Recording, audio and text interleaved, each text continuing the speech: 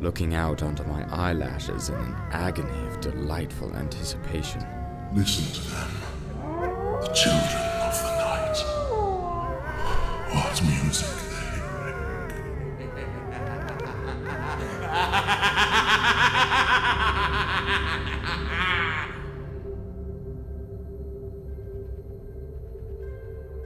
From the D&E Studios, welcome to the sexiest show on the internet, the Dracula Podcast. I am your host, Lawrence Burgess, or LB for short. Thank you to Adam Stover, Rob, and Martha of Southgate Media, and most of all, you for listening. We bring you that thoughtful, stimulating media. Get that brain working. The films, the books, the music, the plays that make Stoker's creations so beloved, the criticism to inform your purchasing decisions, interesting guests, and the needs of our communities. And if you're looking to find us on the said interwebs, you can literally do it everywhere.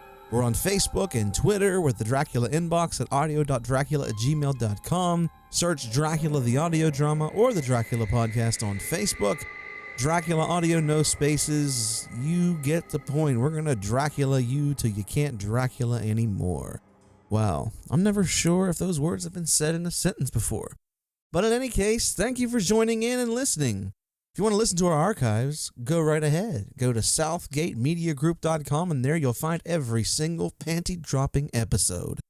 With me, calling the shots. I've got a bunch of good treats for you today. We're going to do part 1 of an 8-part review and analysis of the entire Universal Monsters franchise, beginning with Phantom of the Opera. John Johnson is back. He's with me. We tear it up on every single film. You'll know if we approve it, you'll know how to consume it, and you'll know whether or not to smell that stink. We've given Universal a lot of flack. We have raked them over the coals continually.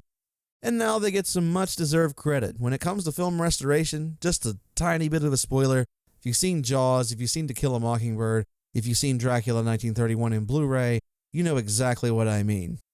I have another surprise for you. It's going to be very difficult for me to get through this next section without laughing, so I looked at the Dracula inbox this week, and you all are still giving me positive feedbacks about Van Helsing. But I have to read 2 specific emails. Last week, I talked about kindness and what an important role it is in my life, and I talked about the level of talent in the Charleston, West Virginia area. There are great people like Sheridan Cleland, Justin Litton, Sam Holdren, these folks who really know what they're doing. Andrea Parkins, the cast and crew of Dracula the Audio Drama. These are great, interesting, intelligent people who know exactly what they're doing. However, I seem to have gotten a little bit of hate mail from the third group and an unknowing response. So here you go. Dear Lawrence, you suck.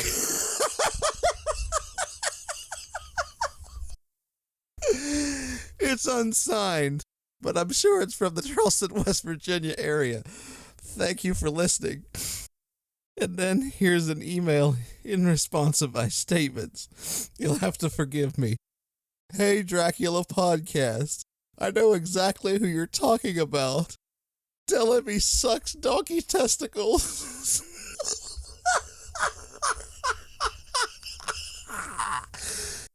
And give him hell.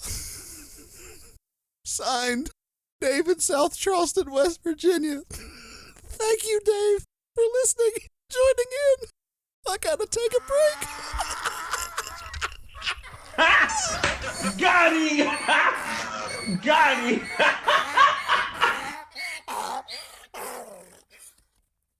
Oh, okay. All right. We're back at the Dracula Podcast. Thank you, folks, and I apologize for that. It's not every day when you get 2 gems, 2 gifts from your audience. One in support and one pseudo-nasty email, but it's great. Thank you guys for joining in, and thank you for listening. I sincerely appreciate you and your support of me and Dracula the Audio Drama in general. But in any case, I want to get to, if I could stop this laugh in my voice, and I don't know if I can, you'll have to forgive me. But if I can get to my point about my philosophy of life, here goes. My philosophy of life is this. Life is short. Life is fleeting. The things that matter in life are the kindnesses extended to others. The things that really matter are the friendships you make, the risks you take, and with the people that you touch every day. Invest in the people who've invested in you. That's why Dracula the audio drama is so good. That's why the people that I work with are so good. I was just downtown and I had a long conversation with a friend of mine, Scott Spencer. He owns Tops Off Barbershop. And it got me thinking, what is it about people? What is it about where we live that inspires such kindness? There's a lot of terrible, horrible, nasty people out there, and I've commented and gotten some email response from one. But what is it about the human race that propagates kindness? It's been said that at our core, we're just animals, mindless, soulless. All we want is to take each other's land and get each other's women, and alpha male, or the very nature of humanity is survival of the fittest. But lately, I haven't found that. Lately, I've found more and more people who are truly invested in others. If that's the case, then I look forward to what happens in the future. I really do. Politics suck. There are tons of things that divide us. Entertainment unites us, and I've said this before. Entertainment, great literature, great thought unites us. The one universal truth is friendship, endurance, love. That's why Bram Stoker's book is so important, and that's why it's so good. That's one of the reasons why I chose to take on Dracula the audio drama, because one, Stoker's vision has never come out, period. This is the first time that it's all going to come out and you can experience it full, multiple voice cast, music, the way it should be experienced. Two, it's a story about hope and friendship and prosperity and love, despite all the darkness. The title of the book is Dracula, but it's really the stories of Jonathan Harker, Dr. Seward, Wilhelmina Harker, and Abraham Van Helsing. But as such, I'm on a little bit of a soapbox. But the most important thing I want to say is to the cast and crew of Dracula the audio drama. 1, thank you for the opportunity for letting me be your director. 2, thank you for becoming my friends. And 3, most importantly, I will not let you down if it is the last thing I do.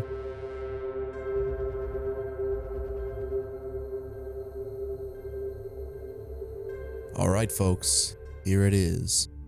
This is our subcast, entitled Casting Dread, The Penny Dreadful Show. The 4th episode of the 2nd season is entitled Heavenly Spirits and Evil Places. It was written by John Logan and directed by Damon Thomas. We find in this episode that the Verbus Diablo is actually Lucifer's biography, and the puzzle is given to us in many different pieces, in which Sir Malcolm and Mr. Lyle specifically go to translate and find out what the point is. Why write it down if it's just a history? Sir Malcolm believes it is something else, a link, prophecy, foretelling the future. And in that case, it's very effective as a plot piece. The witches take more steps forward. First, Hecate lures Ethan under false distress. They meet in a shop and have coffee. She speaks with an American accent, luring him in, and yet he smells her out. Though he thinks her a Pinkerton agent, he knows that she is indeed false and gives her the cold shoulder. Also, Ethan realizes he's being hunted by the authorities. The inspector is at the hospital speaking to Mr. Roper, who is 1, alive, 2, awake, and 3, speaking. But he's not interested in questions. Roper has scars on the right half of his face, a nod to the Phantom of the Opera. But what I like is that the inspector is fierce. He'll stop at nothing to find the murderer. He has a job to the state that he is going to perform at all costs. It's going to be interesting to see how 1, Ethan stays away from the inspector, and 2, if the inspector indeed follows the trail which leads him to the full moon. Ethan Chandler is once again referred to as Lupus Dei, which means Wolf of God in Latin. If you've been following along with Penny Dreadful, Lupus Dei / Wolf of God makes perfect sense in not only his lycanthropy, and also in his religious knowledge, his Latin, and moreover his exorcism in the 7th episode of the 1st season. Sembeni. We continue to touch on Sembeni. He is constantly at watch. He's one half hunter and the other half private. What is that? And they plant it very well. Sembeni has a point. Unlike last season, Sembeni has an actual function in 1, the protector of the group, 2, he's an excellent cook, 3, he's sort of a servant in a way, but not. He seems as if he's protecting Sir Malcolm, and in turn by protecting Sir Malcolm, he is protecting Vanessa. Sembeni refers to the nightcomers as lions, and he knows they're watching the house before they attack. We hear sounds, perhaps memories of Africa, where something's awry. Can't wait to find out what it is. We also get a bit more in this episode about Mr. Lyle. Mr. Lyle, while taking the lead in translating the Verbus Diablo as directed by Evelyn Poole, he seems to be playing both sides, perhaps out of himself, but if I had to guess, I believe he leans away from Evelyn, else why warn Sir Malcolm to be careful in courting her at all. But what makes this episode good, what's solid about this episode, the story of Caliban. He is once again experiencing humanity. The girl in the basement with him, the blind girl, is back. She's a pure soul. They're becoming friends, asking questions. They're talking about philosophy and life in general, and the girl tells him not to give up. Yet upstairs, the owners of the wax museum, they believe the folks in the basement, Caliban and the girl, we presume to be freaks. And eventually they will have to come to task for what they're planning to do in using Caliban as a way to attract business to their establishment. And in that vein, the owners of the wax museum are just as villainous as Evelyn Poole, as the focus is on friendship and kindness. In that regard, we also see Vanessa and Victor Frankenstein shopping for dresses, and the chosen dress goes to Lily. He is falling hard for Lily. When he has her try on the dress, the little eye becomes beautiful, and as disgusted as I was when he attempted to touch the corpse inappropriately, it's turning into kind of something sweet. And I'm not sure what's going to go on with this strange, twisted romance of Victor and Lily and Caliban and the girl in the basement. There seems to be something very sweet, plain, human, and elemental going on here, and I enjoy all of it. Climax of the episode, of course, is when the witches disguise themselves in the walls, attack, stealing a lock of Vanessa's hair for Evelyn Poole, but again, Vanessa banishes one of them with a word. A perversion of the Verbus Diablo? Or is she herself imbued with some dark power that hasn't been revealed? Or was it the Cutwife who advised her how to banish these evil witches? The weakest part of this episode is, once again, Dorian Gray. I've said this many times before, but I don't see any point at all to his character besides just being a romantic interest and eye candy. However, there is a first hint of any point.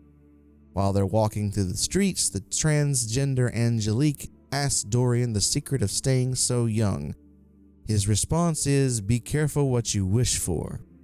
What we can infer from that is perhaps he sold his soul to the devil, and his soul is trapped in the painting in exchange for eternal youth and eternal life.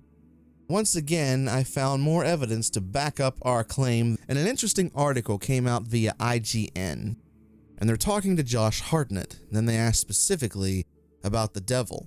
"Dracula lingers," Hartnett explained. "He's got to be a big presence when he arrives. This year the focus is the witches. Those are the main antagonists of the season, but eventually Dracula will have a major role to play. This confirms that 1. Dracula has not appeared before, meaning he is not Dorian Gray, he is not Sir Malcolm, he is not Victor Frankenstein, he is not Sembeni, and I'm very glad to see that. 2. Dracula's presence has already been felt in Season 1, and his servants are acting in Season 2, and 3. More evidence to Amon-Ra / Lucifer / Dracula are the same. And now these are simply small exhibits into a much larger puzzle. When Dracula does show up, it's going to be felt, I believe Hartnett is also referring to John Logan's plans for Dracula. They're taking their time. I'm glad they're doing so, because Dracula is the antagonist, is the devil. And how can you go past the devil once you let him out? And I'm glad for it. Besides Dorian Gray, I think the directing went down just a touch. Damon Thomas, the directing is good, but there are some points where it doesn't feel quite right, especially with Lily. However, the cast is solid, the pace is good, the editing, especially in the climax, is a very nice touch. I wouldn't say it's better than the previous episode with the cut wife, but it's not worse either. It's still an amazing piece of television and just as good as you'll find anywhere else. The episode is highly recommended. So folks, be sure to join in next week on Showtime, next Sunday, May the 31st, 10 p.m. The episode is entitled Above the Vaulted Sky, and there are pictures of Ethan and the inspector together, so there might be a very interesting twist, along with the greatness that has been going on this entire season.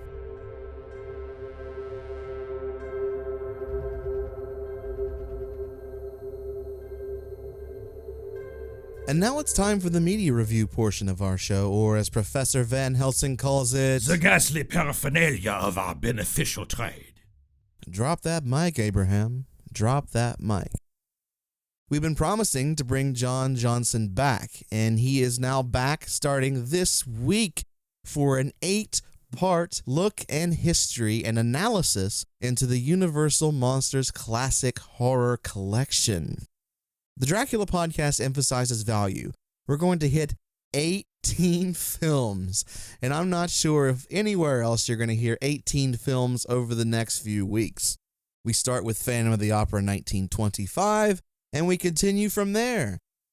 So let's get into our historical analysis, our trip into yesteryear right now. And we're back at the Dracula podcast. Once again, I'd like to welcome Dracula historian and aficionado known for Mr. Badger, for his sublime performance as Athos, Charles Dickens, and Abraham Van Helsing, Mr. Swales, the Corcoran innkeeper, amongst a host of others in Dracula, the audio drama. It is John Johnson of the city of St. Albans, and from us to you. John, how you doing today? Oh, doing good, and hello to everybody out there. Excellent. We had a lot of responses to bring you back to talk about history in general, because I tell you, people are just gluttons for punishment these days, aren't they? They are. But what our listeners are smarter than others. They're more literary.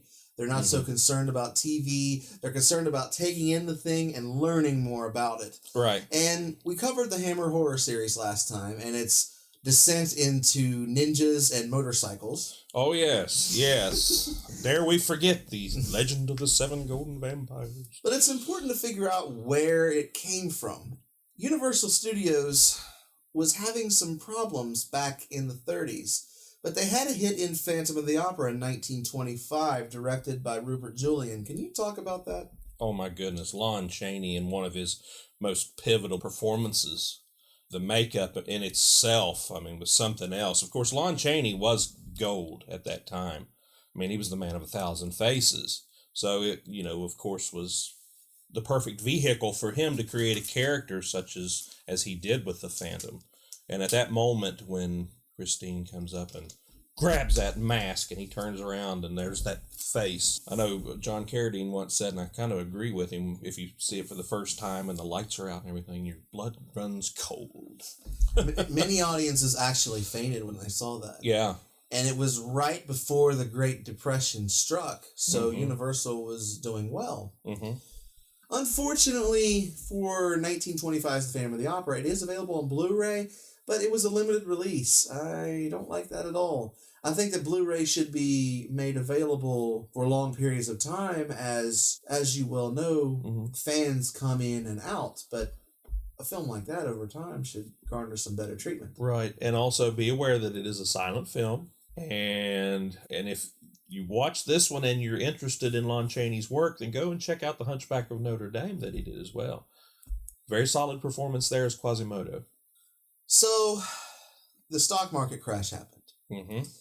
But Carl Laemmle Jr. wanted to introduce different types of pictures to the public. Describe his overall vision of, I want to give this product and this is how I want to deliver it. He is one of the big producers at that time, and what he said went. We talk about the pivotal movie people at that time. You have your L.B. Mayers, you have various ones. Carl Laemmle Jr. was the man behind Universal, and if he had something that he wanted to do, then come whatever, it was going to take place. When Laemmle Sr. passed it off to Laemmle Jr., it was a bit of a gift, but also was a bit of a problem. How do I deliver these interesting, strange pictures to the public? And the first thing, of course, they take on is Dracula. Right. And Lon Chaney died. He was the initial choice for the role. Exactly. So, where did they go to pick up the lead for this film? Well, they do what many times happens today. They go to the stage. And there had been a few actors that had played Dracula. Well, we know one in particular that played Dracula on stage at that time. Another one said that he had, and that he had actually gone in for a screen test and everything, and that was Carradine. Again, John Carradine is not consistent, I have found, in his, when being interviewed and the facts that he presents.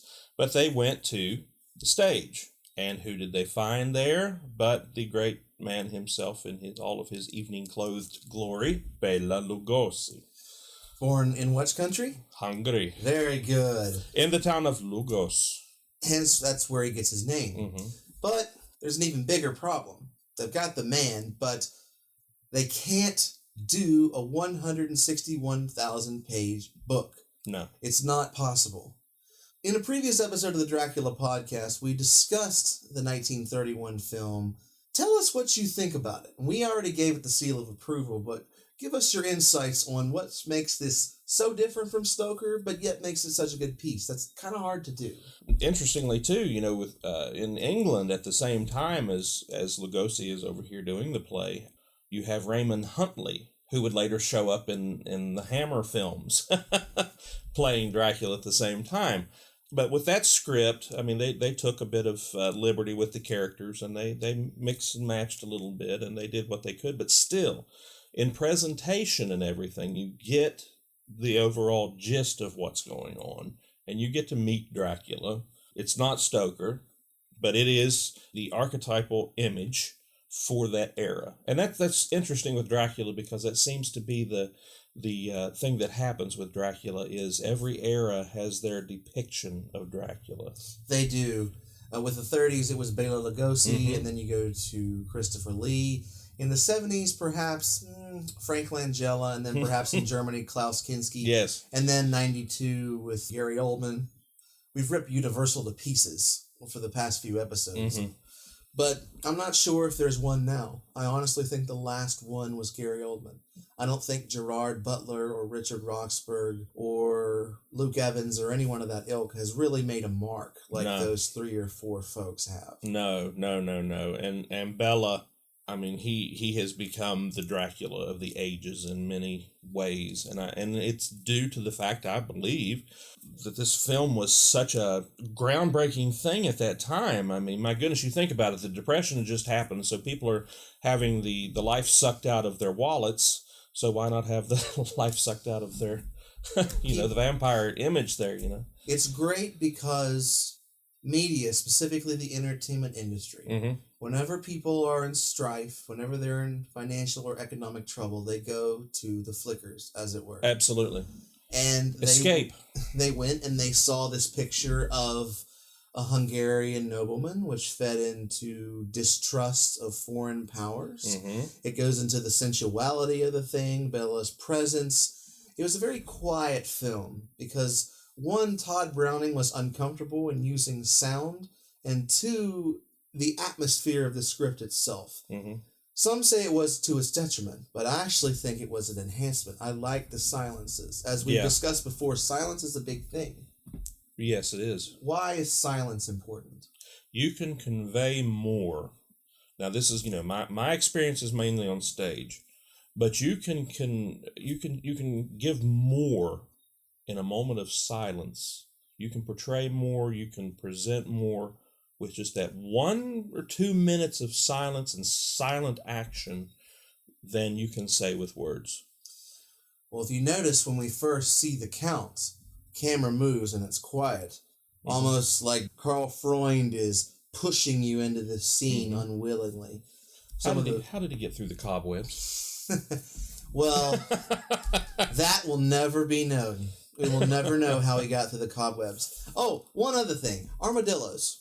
Yes, in Transylvania, that's kind of odd, isn't it? Maybe Quincy Morris brought it over? Just a little bit. I don't know. Unfortunately, Quincy Morris, Arthur Homewood, and to my absolute dismay, Captain Donaldson is not on the screen. But in any case, I give it the Dracula Podcast seal of approval, and I actually gave it a score of 9 out of 10. What do you give it? Oh, I give it a 9. And I'll tell you something else, too. In regards to the silence, now, when they did a revamping of it here a few years ago, they added a soundtrack, the alternate soundtrack, and though it's decent music, it just doesn't fit. It doesn't fit. There are certain places, and the composer was Philip Glass with the Kronos Quartet. Mm-hmm. The song in the crypt, I felt, was very atmospheric, but it just doesn't seem. I'm with you. It kind of messes up the flow of the thing. It's very busy, where the film is very still. We hope you enjoyed the first of 8 parts of our trip into yesteryear, hitting the Universal franchise. We hit Phantom of the Opera 1925, and also Dracula 1931, going more in depth this time with John. Next episode, part 2 of the Universal Monsters franchise. We start with Dracula 1931, the Spanish version. Yes, there is a Spanish version of the 1931 film, and we're going to be cracking that and much more. The 5th episode of the 2nd season of Penny Dreadful is coming. I can't wait for you guys to experience it. Thank you for the wonderful emails. I appreciated the laugh. Thank you to all of you for listening and joining in and in support of me, this podcast, Dracula the audio drama, and all of my projects in general. But the most important thing, ladies and gentlemen, moreover, more than anything else, I wish you and yours a most excellent day.